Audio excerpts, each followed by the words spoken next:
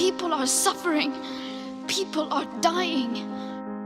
Africa is the least emitter of carbons, but we are the most affected by the climate crisis. It's my responsibility just as much as it's everybody's, and I just really want to make a difference. In everything, we need to dismantle the idea that we need to be validated by the West and start listening to ourselves.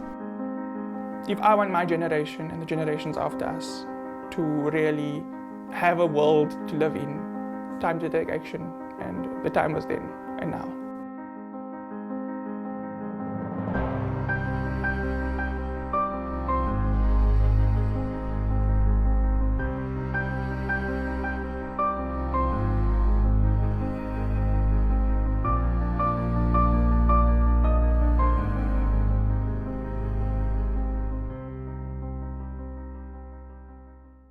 My name is Gabriel Colvin Klaassen. I'm a 22-year-old socio-environmental justice activist from Gatesville, Cape Town.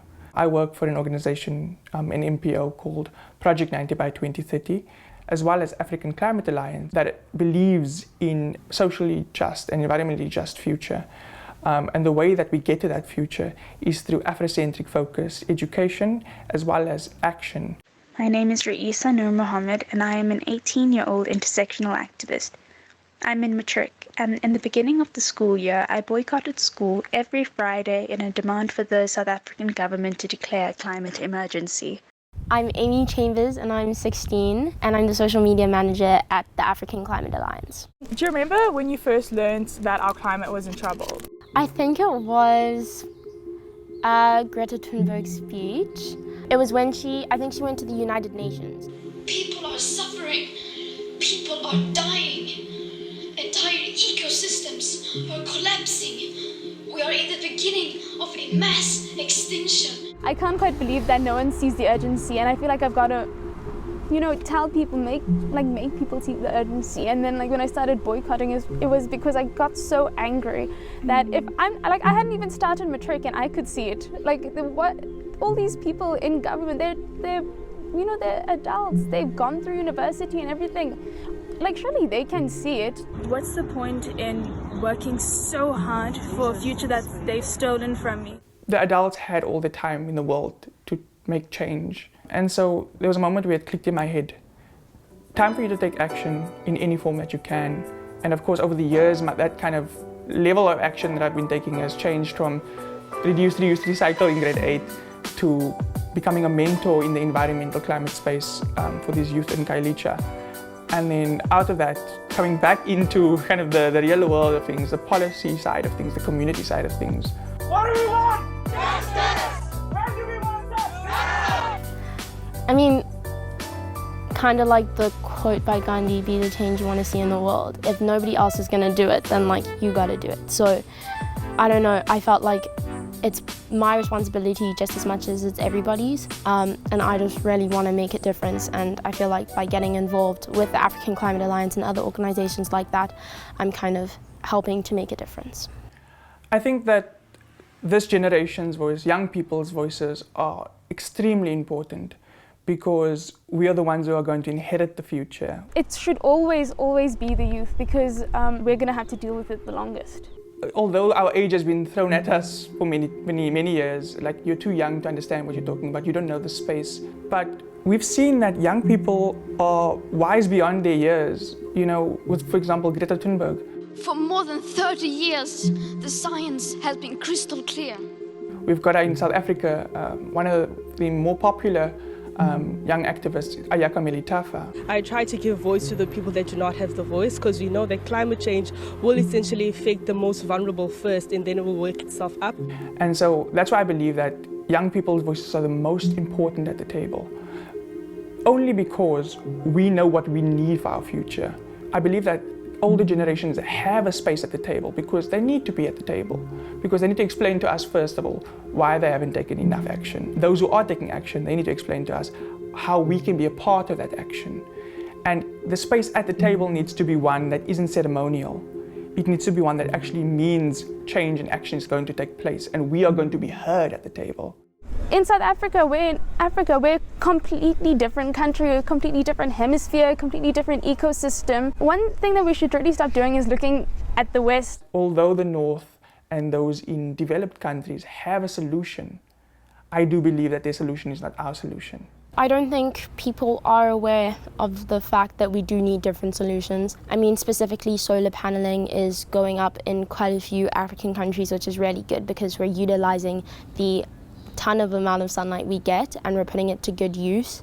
The biggest solution is to see what people already have. Like Indigenous people have been doing it right for like forever. Living on the Cape Flats my entire life, I've seen people ignore climate change, make fun of it, ignore it. So it's a white problem, it's a white problem. When I started boycotting, it was because I realized that it's not, like, especially in a country like South Africa and especially in the global south, if people don't know where their next meal is coming from and they don't have shelter, how can you ask them to care about the climate? Because we live in a very uneven country, education differs for a lot of different people, and I'd say those who live in poorer communities, again, don't focus on the climate crisis because they're busy focusing on everyday kind of issues that affect them. The way that you get people in communities, you say system change, not climate change. You say social justice is environmental justice. The problems relating to, like, it's never ever going to be just the climate crisis. Everything is so intertwined, and the intersectionality. If you paint that picture and you say, hey, that's actually because of climate change, because of climate injustice, it becomes a lot easier for communities to understand. I mean, Africa as a whole has been affected by climate change a lot. We have constant droughts and famines, and that's all because of, you know, global warming and climate change. So I feel like our voices really should be out there, and we should be trying to, you know, participate in conversations that the West is holding. Africa has been cut out of the conversation as it relates to climate change and climate justice. People have been cropped out of the conversation. When I say people, I mean predominantly black and brown peoples and indigenous peoples as well, especially. You know, the cropping out of Vanessa Nakate was a massive problem. Not only because it was racist, but also because that's a viewpoint and a mindset that someone had that was like, actually we can just crop it out and we can say these 4 white girls are what, you know, climate change movement looks like. Does that mean that I have no value as an African activist? Western activism as a whole tends to be very exclusive. Activism as a whole, like, we always assume that people don't know what climate change is, but maybe they just don't know the words we use, but they live in it. Yes. That's where I started, really, like becoming this activist that I am now. It was seeing another perspective.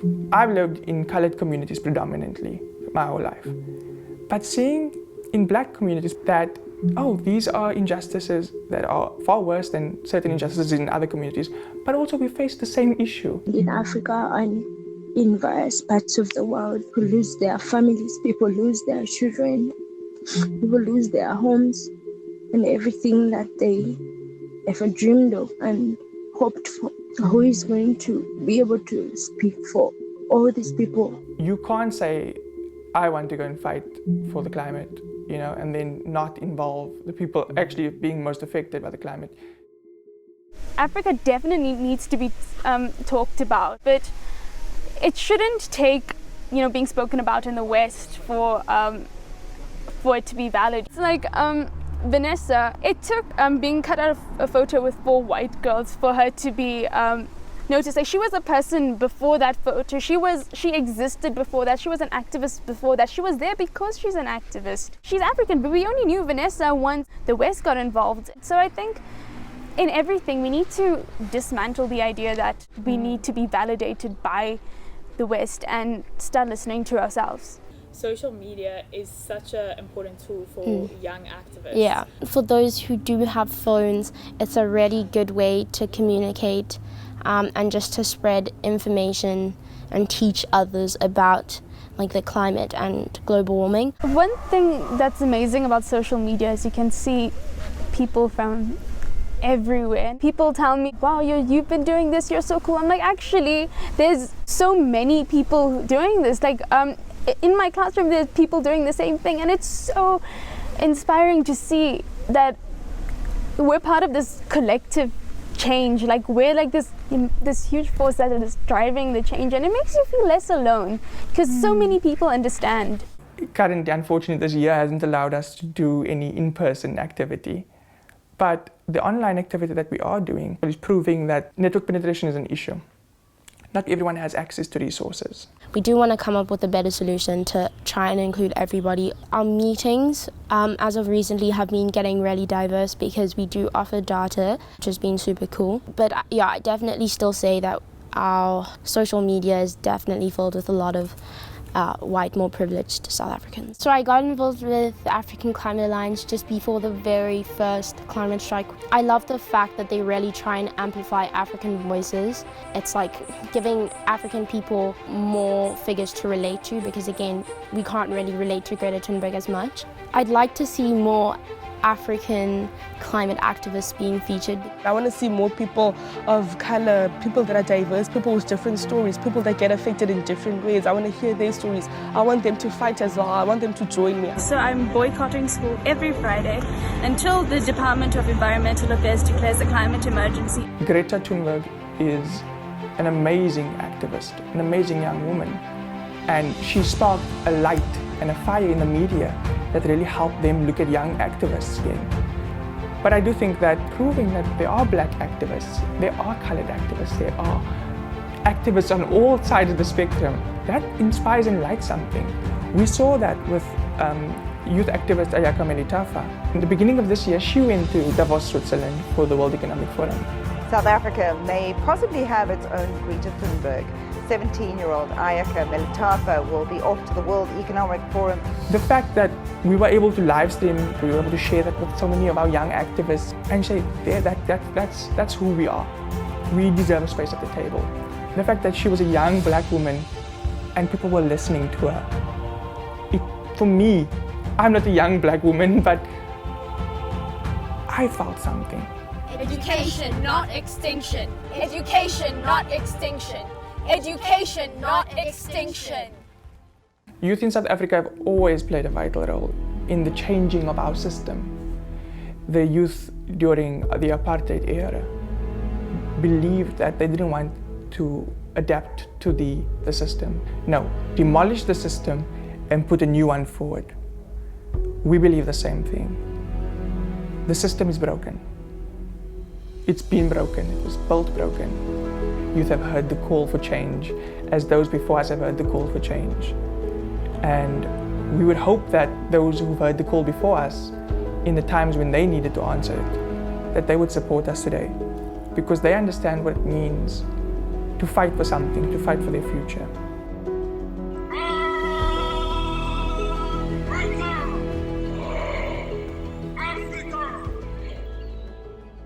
Every sort of activism is hard and you'll always have climate deniers or people who don't believe in you, but you just kind of got to stay strong with your beliefs and like push through it. And I think a lot of us just hope that the end outcome will be positive, so we keep kind of pushing towards that.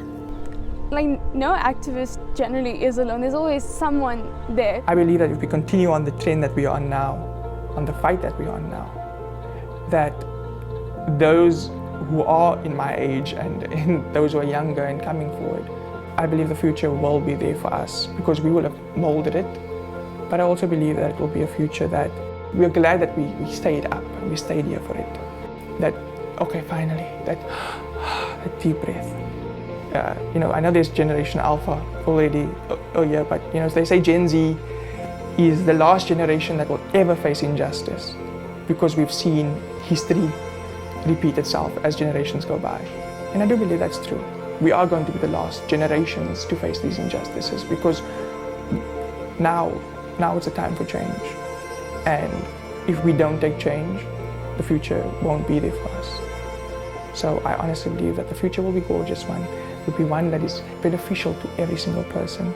I do believe the way we get there has to be one that is intersectional, but we will get to a future that is just.